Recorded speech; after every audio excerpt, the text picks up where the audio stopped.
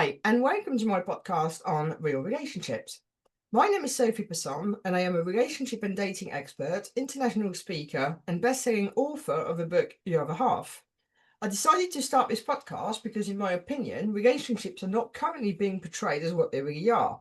Whether you're watching the news, social media, TV, the perception given to people is wrong, and my aim is to talk about what happens in the real world, talk about real stories, and listen to what real people think, do, or go through, as opposed to creating expectations of something that doesn't actually exist. I may not agree with everything that is said by my guests, but it is their chance to express their opinions and their stories. And here today we have Daniel Ryan, and we are going to talk about what you should be thinking about before progressing into a serious and committed relationship. Hi, Daniel. Hi, Sophie. Great to be here. Thank you for being here. So, tell us a bit about yourself. Okay, I'm in the family law business, so I get to meet people at the point where life is going wrong. Yeah. So when they're heading into breaking down a relationship, divorce, when they're heading into child custody issues, if they've got domestic abuse issues, if they're trying to work out how they're going to divide up their financial assets, that's when they come and see me. So everybody who walks through my door is in some degree of pain. Yeah.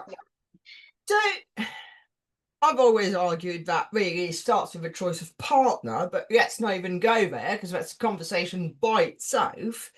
But I do think there's an element, I'm not saying all of the time, but I've seen it enough time to think it's quite general, where people start going, we might as well move in. We might as well get married. They haven't got a clue what the bloke or the girl's life vision is.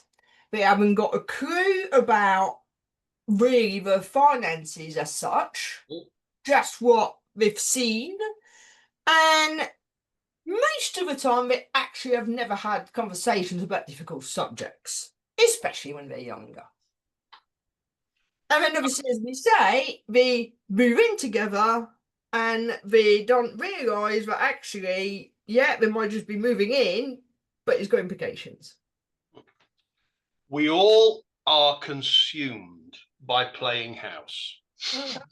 We're all consumed by the principle of playing house. And we do in those early stages of a relationship, but regardless of how old you are, you know, because we're all driven by using your analogy in your book of the three stages of falling in love, we are all driven by lust in the early days, and that removes all of our sensible thought.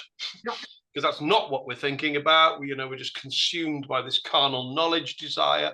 And then we kind of move on to attraction, but we're still not thinking sensibly. And eventually we get to attachment, and that's a wonderful place to be.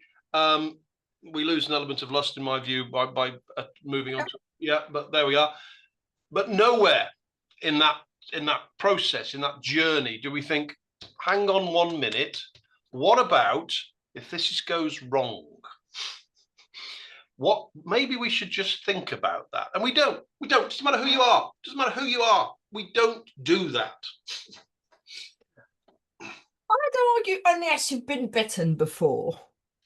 Okay. I recall this is years ago where I made the mistake so early on to say to the guy to come and live with me. Obviously, what I didn't know at the time was that the guy was a manipulator, potentially a bit of an emotional abuser, but I would need to get an injunction against him at some point. I didn't know any of that.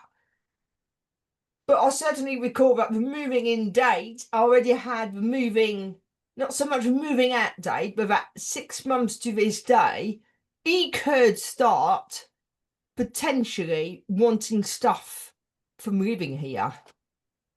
And that's rare. It's rare that people have that thought process. I genuinely think it's because I knew it wasn't going to work. And at that point, I mean, in fact, no, I did say, actually, I don't think it's a good idea you moving in. What I didn't know was a load of other things in the background. So he managed to turn it around so that I reversed that. But I think that's also probably why I was quite not sure about this one. Yeah, I get that. And your earlier comment about once bitten. You know, I've been bitten before, so maybe next time round I'll be better. I think there's an element of that, but I don't think there's a great deal of that. Because I think the problem we have as human beings is we believe that'll never happen again. Right. Nobody will do that to me. The last one was a one-off. This one will be better. And so we still have that we forget. I know I should actually have a sensible conversation at some point before we launch into keys and cars. We should just sort of, you know, put aside the lust and put aside the fact that it's all very exciting and all very wonderful, and there's nothing I'd rather do than look at you all day long. And maybe we should just have a sensible conversation. And in other parts of the world, where you know, where that glorious phrase prenups, you know, prenuptial arrangements, in other parts of the world they're very normal. Mm-hmm. They're not here. It doesn't sit with us to have a prenup conversation. I do have clients who come and see me, and we have a prenup conversation, but it's not often. It's not common. Yeah, it's not common at all, because it just doesn't. It's not something that sits comfortably with us. We still believe that everybody's a decent human being, and so we'll enter this relationship together, and then we'll both be incredibly decent should it go wrong. So interestingly, talking of prenup, you just, you know, so I'll just tell you a story so that I can explain what I mean or what I'm trying to say. Ex-boyfriend of mine, he was divorced and then total rebound, must recreate the family unit sort of thing. Remarried within a year. The lady, he was earning more than her, but the lady owned or had a mortgage on the flat. So she asked for a prenup, so they did that. He was quite happy with it because in his mind, you know, what does it matter? Until 2 or 3 years later, wherever it was, bearing in mind they had no kids together, just that one prenup, and she owned a 2-bedroom flat, not outright. And he ended up with a consent order to keep her in the lifestyle she was now used to. Right. To pay her £450 a month until either someone moved in or she was 65. Where we are literally 20 years on from that. She's 56. No one's in. And he's been paying her for all that time. Yeah. Yeah. It doesn't happen often anymore. Spousal maintenance doesn't happen often anymore. It tends to be in arrangements where what we call high net worth, so where there's a lot of money in the mix. Really isn't. Yeah. Yeah. Thing here. Yeah. The court's view these days tends to be that it's unfair for one party to have to essentially financially carry the other one for years and years and years. Unless there's children involved, obviously that's a separate issue. There isn't, that's the thing. Yeah, but yeah, so it tends to be, no, let's just work out a way by which you can both sort of carve these assets up and head off in 2 different directions under what we call a clean break, which means you have no obligation to each other once you leave this courtroom. And that is more common, far more common now. You have to say spousal maintenance, or I know, why don't you just pay them for the rest of their life? Those arrangements don't come around often anymore. Which I think, you know, I mean, to be fair, most people, because when I was seeing him at the beginning, I was like, but how do you know no one's living there? You know, how do you know all that? And he was like, to be fair, I can't see her having another partner. And I was like, okay. And I believe 3 years ago, he actually did go to see her. And he said, she's not changed. There's nothing there. The flat has not changed. It's pretty much as it was when I left. And he's like, I think I'm stuffed until she's 65. Anyway, it highlights how much you need to have this conversation as opposed to just going with the flow. You do have to have this conversation at the start of your process. And as I say, I appreciate you don't want to ruin the magic and ruin the moment, but you have to say, look, this is just great. Loving this. Absolutely loving it. Love you. I want to spend every moment of the rest of my life with you, but I accept the fact that the statistics don't favor us as much as we currently believe they should. So maybe we should just have this awkward conversation. We only have to have it once. Sat with a professional, have this awkward conversation, draw something up that we're both comfortable with, stick it in a drawer and forget about it. And we hope we never take it out the drawer. What are the legal realities of just moving in? If you move in together and you're not, if you're moving together, if you move into a house that one of you already owns, you're not married, there are no children, then come the day that you decide to split up, the person who doesn't own that property is potentially quite exposed. They could potentially leave with nothing at all. Yeah. Despite the fact that they may have paid towards a new bathroom, they may have redecorated the house, they may have put furniture in it, they may have put a conservatory on the back, blah, blah, blah. But you could potentially leave with nothing. So hence the reason that, you know, everybody needs to protect themselves. Both whoever owns that property needs to protect themselves. It's my property. I bought it. I worked hard for it. But then the other person who has contributed towards it, you know, there should be some protection in there. Yeah. And we just keep coming back about, and throughout this conversation, so if we were just going to keep coming back to this need to have this sensible conversation where you say, let's just understand what we've got now. You've got this, I've got that, and how we view that in 5 years' time, 10 years' time, 50 years' time, when it all goes horribly wrong. What happens? Is the house still yours? Are my bank accounts my bank account? And that's the whole issue of bank accounts. Oh my word, don't get me started. But so many people, you know, they lump all the bank accounts into joint accounts, and then they start to argue it, and suddenly one of them, when they split up, one of them empties the joint bank account. Then the mortgage is not being paid because that was paid out the joint bank account, but I'm not paying it. You pay it. I don't want to pay it. You pay it. So we have a sensible conversation with people about, look, this is what your bank account relationship should look like. And obviously we're talking here on like two people without dependents and issues. Then if you start moving into second and third marriages with kids from here and there and wills and whatever's happened, because actually you're moving into the house and my husband or late husband died, which means that, and blah, blah, blah. But yeah. It's a whole different world. As you say, when you're on your second relationship or your third relationship, or indeed your fourth relationship in some instances and beyond, you arrive with an asset base.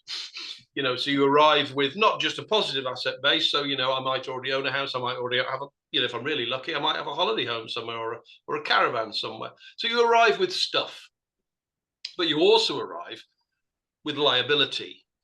You know, so I've got debts. I've got loans. I've got child maintenance related that I have to pay for. I've got spousal maintenance, although it's very rare, but I may have spousal maintenance to pay. So you arrive with all of that liability, and so again, it just requires that need to sit down and say, we just need to kind of explore this and work out how this is going to work sensibly.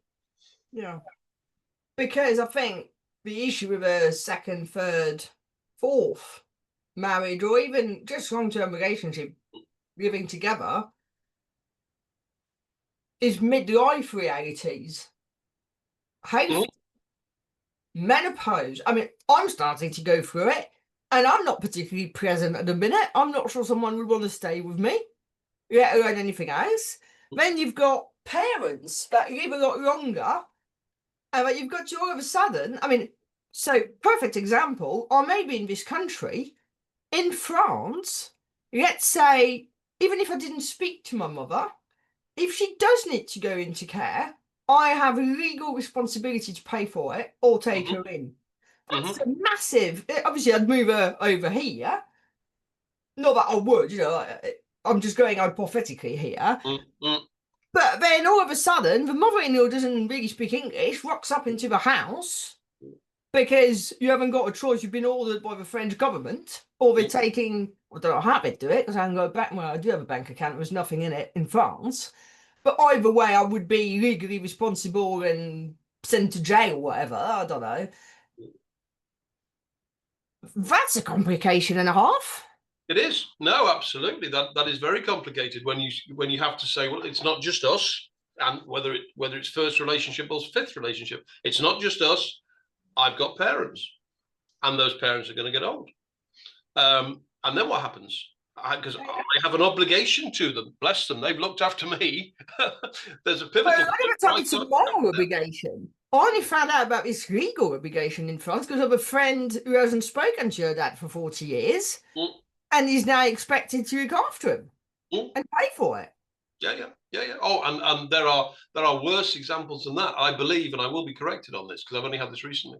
In Poland, if your relation dies in Poland and leaves debts, the family are responsible to settle those debts. Yeah. And it goes to the nearest relation, and then if they try and kick it out, it goes to the one after. But the family are responsible for those debts, because I'm just dealing with a divorce at the moment, which is a UK divorce, but they are a Polish couple, and one of them has something ridiculous like €400,000 debt. Wow. From a relation who died. And we're trying to factor that in as to, well, how am I going to deal with that? So it can become complicated. It can become very complicated. And you just, we're back to that. You need to have that conversation. So what should you be thinking about? You need to be thinking about, well, essentially the first thing you need to think about is this might go wrong. And if this goes wrong, how exposed am I? That's what you need. That's the start of that process. And what you need to do, and this is what I say to everybody, what you need to do is you need to say, look, let's just pause the magic for a couple of hours. Let's go and find a legal representative and let's just sit with them and say, I own this, you own that. We're about to do this together. We're thinking of buying a house together. We might buy it now. We might buy it in 5 years' time. We're going to have children. And so let's just think through all of the scenarios about where we might be if a day comes where it goes wrong and we want to break this down. How do we do that? And it's fairly straightforward to do. It's very straightforward to because there are only half a dozen different scenarios that you can be in, one's with children, one's without children. So let's just draw some ground rules, because it's going to remove an awful lot of the tension and an awful lot of the heat out of a breakdown in this relationship. So give us an example of, like, let's say a couple who's just living together for a couple of years. How would that benefit them? Obviously, when you're at the start of it, if you're having this conversation at the start of your relationship, you don't know it's only going to be a couple of years. You're blinded to the fact you think it's going to be for the rest of your life. So the benefit for somebody who has that conversation and then realizes that actually it only lasted 2 years, the process is still the same, because you've still got to break down the relationship. You're in a house, all right, you may be renting it, in which case it's incredibly straightforward. Just get up and walk out. But you may own it. So we've decided what we're going to do if we own a property. We have a joint bank account because we pay all the bills out of the joint bank account. What's going to happen to that? We've decided that in advance. We did an insurance policy to plan for our retirement. Yeah. What do we do with that? What do we do with that? We took a loan, and this is always a classic. One of us took a loan because the other one couldn't get it. That's always a classic. You've got to I've work heard that 1,000 times over. Well, everybody's had that, and you've got to work out, how do I deal with that loan? Because the first response of the person who isn't on that loan is, it's not my problem. Yeah, it's nothing to do with me. It's your name on the loan. Whereas if you'd struck an agreement in advance about loans, generally, you don't need to have any at that point. But if you say in advance, if during the life of this relationship, one of us takes a loan that is to benefit the pair, what will happen in the event that loan is still alive at the point that we break down? What if it's not to benefit the pair? What, let's say, like, I need a car, I can't get one, you take one out for me, and I'll pay you back. And it's just to benefit me, in essence. Yeah, but is it, well, essentially it's to benefit you in terms of just owning the car, but the relation, it's to benefit the relationship. You Right. having Okay. the car is for the benefit of the Even if it's relationship. my car and you've got your car, sort of Yeah, thing. quite. It's, Right. it's still, because if you don't have a car, life's hard for you, and then Okay. essentially I'm then involved in trying to get you around places and all the rest of it. So it benefits the relationship for us both to have a set of wheels. Right. Um, I can afford to pay for them. You can't afford to pay for them because of credit history or whatever. So I've got the credit agreement. What happens in that relationship? We decide that, well, maybe we decide that you give me the car back. Maybe that's what we decide. Maybe we decide that you just carry on paying me Yeah. the way you've always done. You just carry that on. Maybe we decide that we go back to the car dealer and say we just need to end this and pick up any penalty that we need to pick up and split that between us. Maybe that's what we decide. So, but you have that conversation at the outset that says, what do we do if we take a loan, which everybody does at some point? How do we deal with that sensibly? What about, so you meet someone, you've been together a while, as you said, lust stage, but really you're getting into attraction. We've been together a year or two and might as well, but equally we could have been together 3 weeks, 6 weeks, and we decide that we're going to move in together. Mm-hmm. Is there anything legally that can be done if a third party is having doubts about this relationship? When you say a third party, Well, let's say a child that is like, I'm not so sure, you've known that person 3 weeks, why are they moving in all of a sudden? mm, Well, how does that affect me, in essence, later down the road? mm, mm, not really. Okay. There's not a great deal that can be done there. You kind of hope people who do those, spontaneous decisions. This is it. This is it. This is the love of my life. Frankly, this is it. It's going to stay this way forever. And we're going to move in tomorrow. Experience, and maybe this is just because I'm cynical, but experience tells me that in those relationships, it's always one person who is pushing the move more than the other one. And again, experience tells me, and I will be happy to be challenged on this, but experience tells me that the person who is pushing the move is the person who doesn't live there. Yeah, yeah, yeah. And they are pushing to move, to be able to move in. Wouldn't it be great if I moved in? Wouldn't that be great? And essentially, it's because they've got nowhere to live.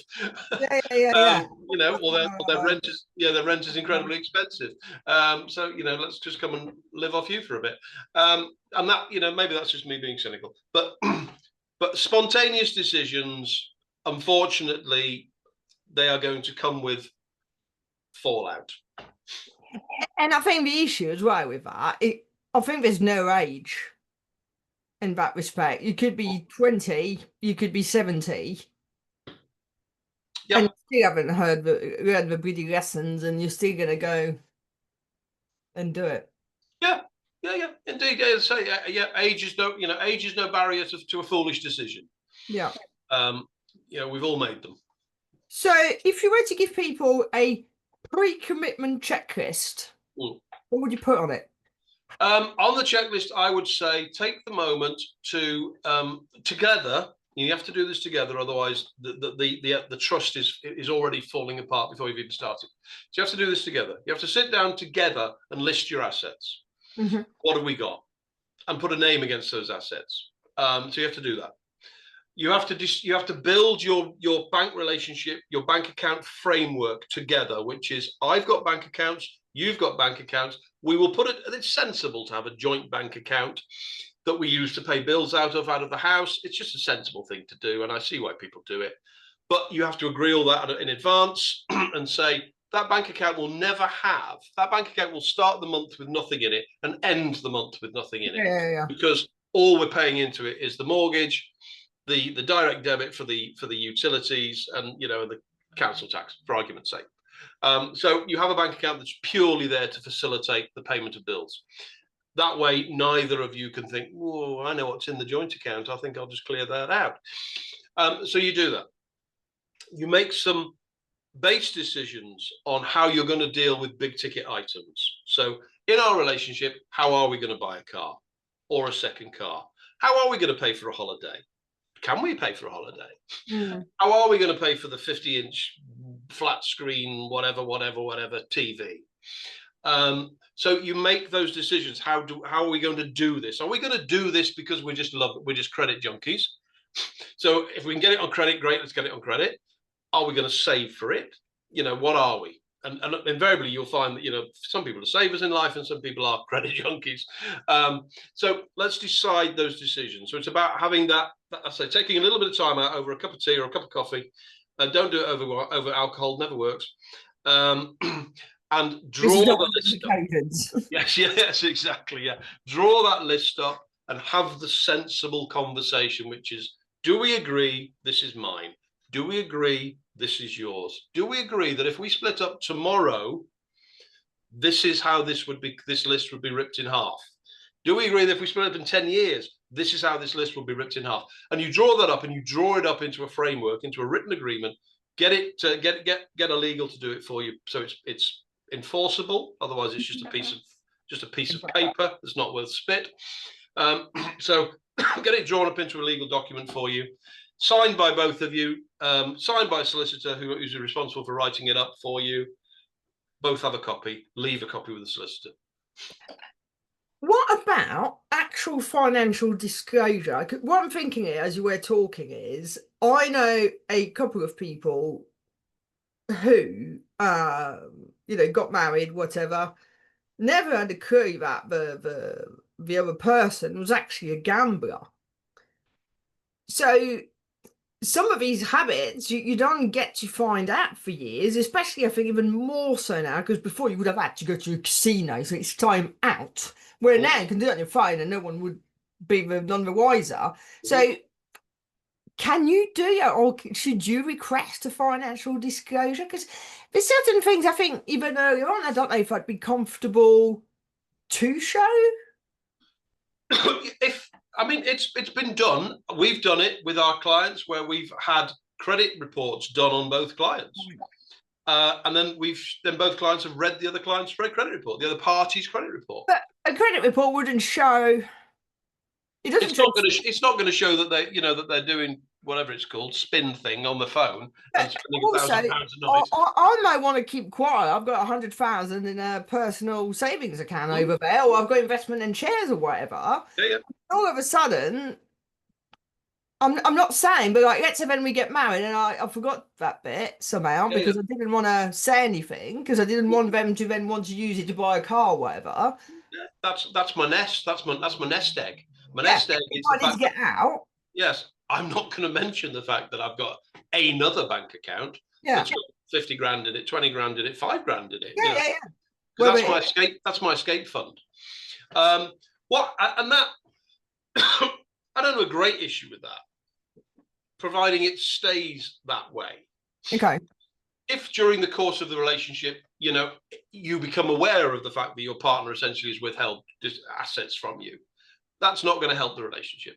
No.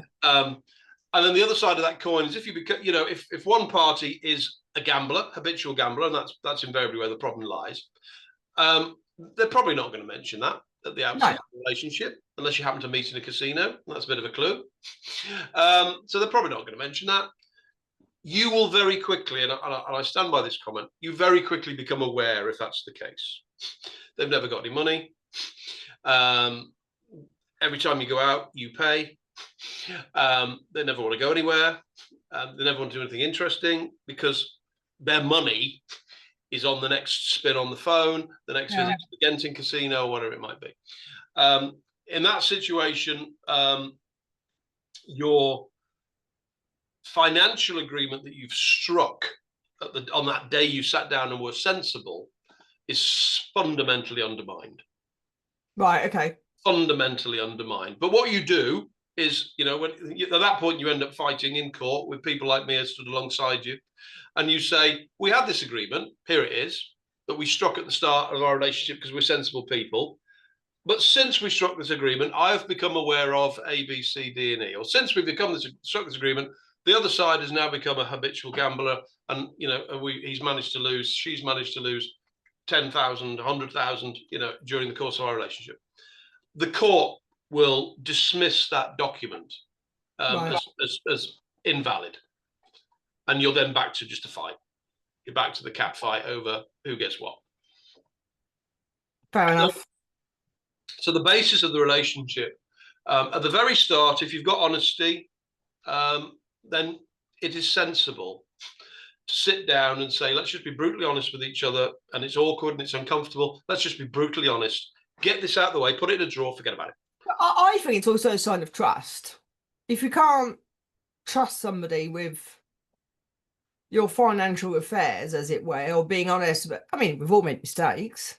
Yeah. If you can't do that, I'm not saying do it within 6 weeks, but if you can't do that after a year or so, then I'd question the relationship itself. Absolutely. It's the point where you're about to make, as I say, the next question is, when do we do that? It's at the point you're about to make a commitment that is awfully hard to get out of. Yeah.